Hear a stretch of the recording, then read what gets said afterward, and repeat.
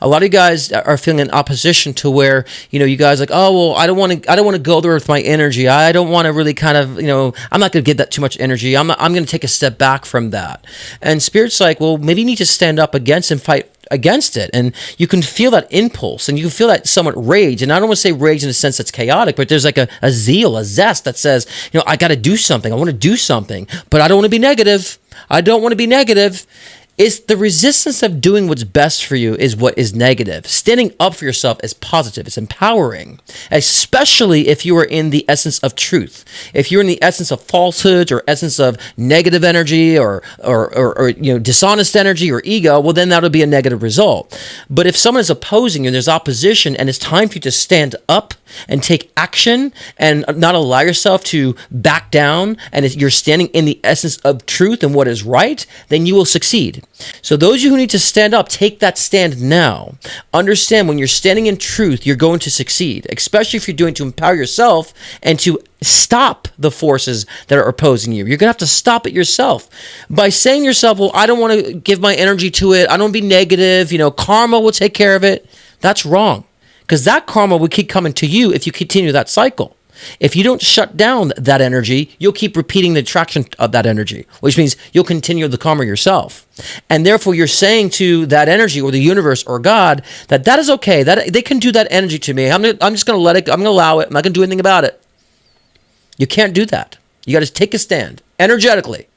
And you take that stand to the best of your ability. You can't no more.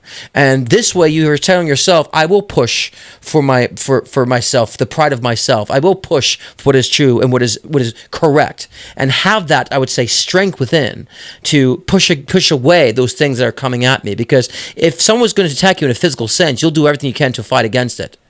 Or call the cops. You'll do something to stop it. The same has to be done energetically.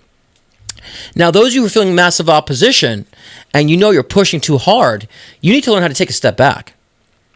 And if you're push, you're feeling all this opposition, you're pushing too much against the wrong entities. You're pushing too much against the wrong energies.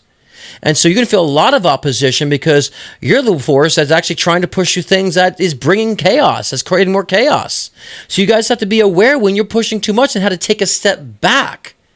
And allow your energy to sit in peace and sit in observation mode, like we were saying about this retrograde. And that rage of moving forward, I gotta go. That's a very rage energy. It's a chaotic energy. And so, rage to me just means it's a consistent, impulse and it's a consistent push. It can be very positive, very negative. It's a rage. But we always associate that with a negative, which is true. But I like to say the spiritual rage is kind of like trying to bring light to the dark. But some of you guys are trying to, get that light, but you're actually bringing more darkness because you're pushing too much, that you're becoming the sense of opposition to a lot of people, which is why you're feeling it. Everything has a positive and a negative.